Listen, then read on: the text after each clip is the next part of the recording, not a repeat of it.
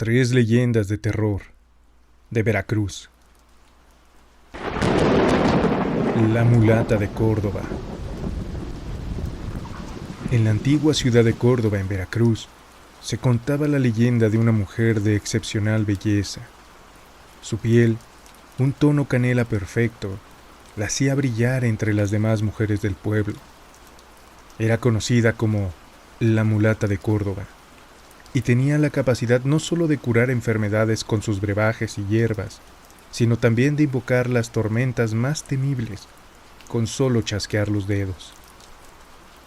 A pesar de sus dones, lo que más resaltaba de ella era su belleza, una belleza tan única y tan arrebatadora que se decía que llevaba a los hombres a su perdición y causaba envidias y chismes entre las mujeres del lugar. No tardaron en surgir rumores que decían que la mulata había adquirido su belleza y poderes a través de la magia negra y pactos con el diablo. Aún así, Martín Ocaña, el alcalde de Córdoba, cayó preso de sus encantos. Día tras día le enviaba regalos y buscaba su atención, pero ella, sabia y astuta, sabía que no debía caer en las garras de un hombre tan poderoso, así que lo rechazaba continuamente, buscando no darle falsas esperanzas. Pero el orgullo de Ocaña no soportó el rechazo. Con rabia y despecho, acusó a la mulata de haberlo hechizado con sus pociones para que él se enamorara de ella.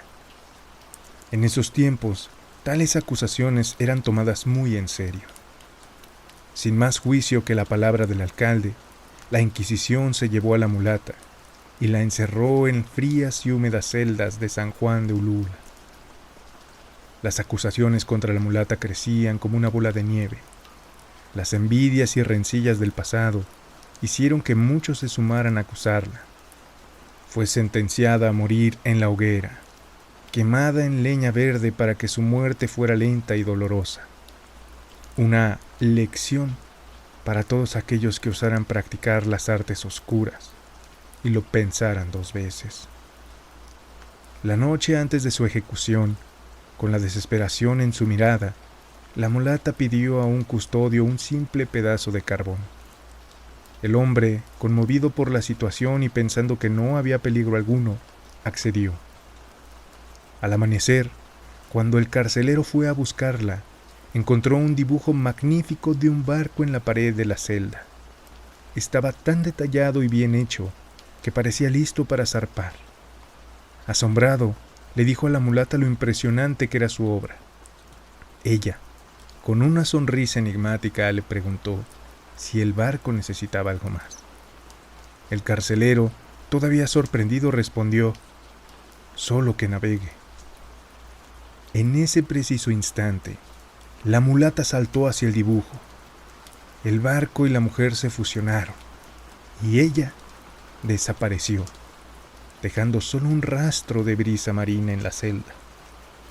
El guardia, incapaz de procesar lo que acababa de presenciar, cayó muerto en el acto. Desde aquel día, la leyenda de la mulata de Córdoba creció, convirtiéndola en un icono de la resistencia y el poder femenino ante la adversidad. Se dice que en las noches tormentosas, si miras con atención el mar de Veracruz, puedes ver a una mujer a bordo de un barco, navegando libremente bajo la luna, mientras el viento lleva sus risas y cantos.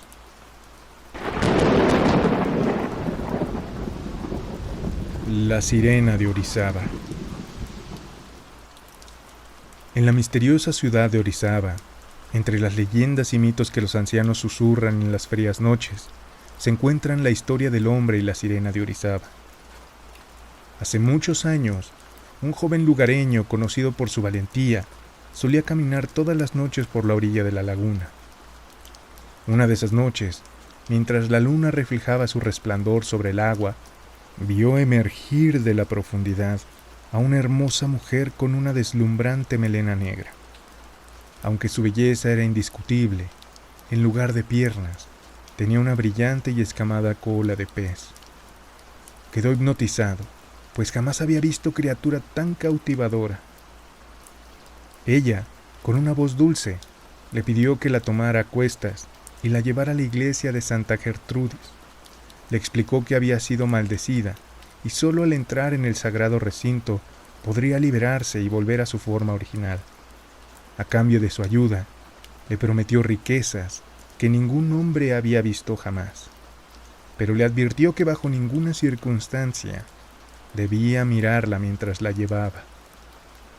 Emocionado por la promesa de riqueza, pero también conmovido por su historia, el hombre la envolvió en su manto y comenzó a caminar con determinación hacia la iglesia.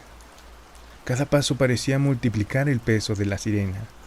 Al principio, lo atribuyó a la fatiga, pero pronto comenzó a cuestionar lo que llevaba a cuestas.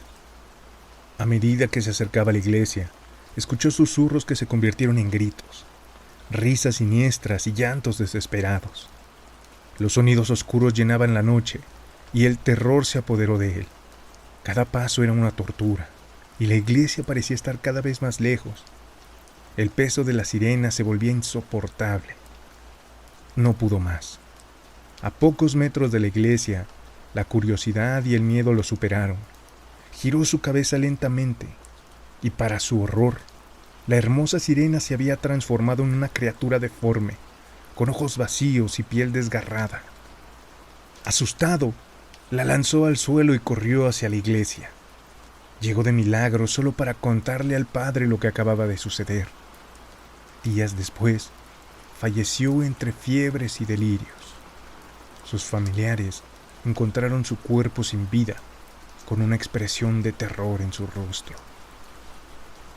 Desde entonces se dice que la sirena aparece una vez al año, buscando a alguien que la libere. Muchos han intentado, atraídos por la promesa de riqueza, pero ninguno ha logrado resistir la tentación de mirarla. Y aquellos que no regresan son un recordatorio sombrío de la maldición que aún persiste en las aguas de la laguna de Orizaba. La niebla de Veracruz. Había oído hablar de los festivales en los pueblos mágicos de Veracruz, y como youtuber, siempre buscando contenido original, decidí emprender el viaje. Mi comunidad estaba ansiosa. Prometí blogs diarios y tomas impresionantes de la festividad. Con mi cámara en mano y entusiasmado al tope, partí hacia el sur de México. Todo iba bien. Las visitas eran impresionantes y la música de la radio complementaba a la perfección el ambiente. Pero a medida que el sol empezó a ponerse, una espesa niebla surgió de la nada, reduciendo drásticamente mi visibilidad. Intenté encender las luces altas, pero en lugar de ayudar, la niebla las reflejaba de vuelta hacia mí, cegándome aún más.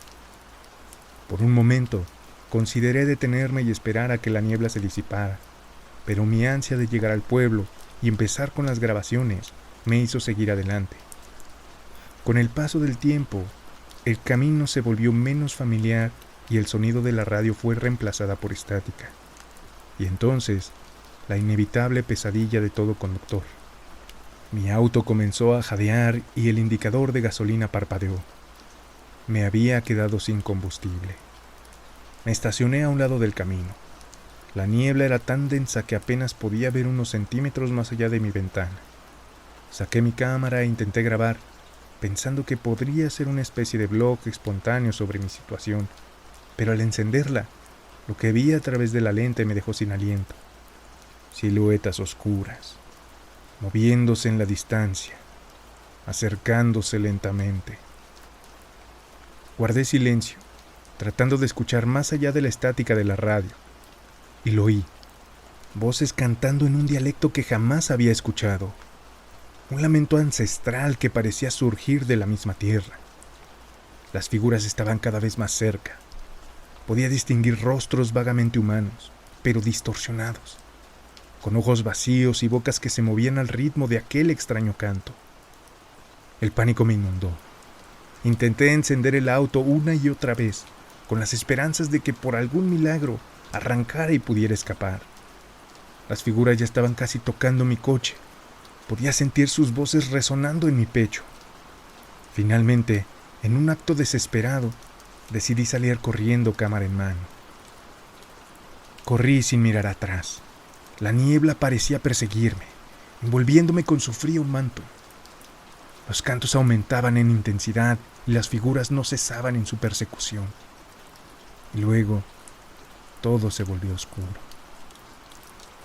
Los habitantes del pueblo mágico encontraron la cámara unos días después, en las afueras de la carretera y junto a un auto abandonado.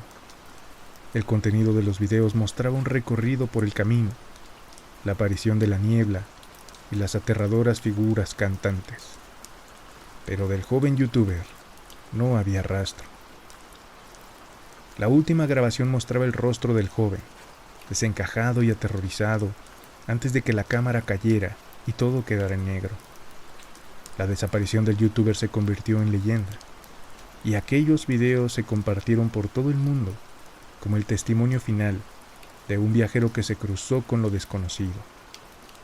Nadie volvió a adentrarse en ese tramo de carretera durante la noche. Y en las noches de luna llena, algunos juran escuchar antiguos cantos provenientes de la espesa niebla.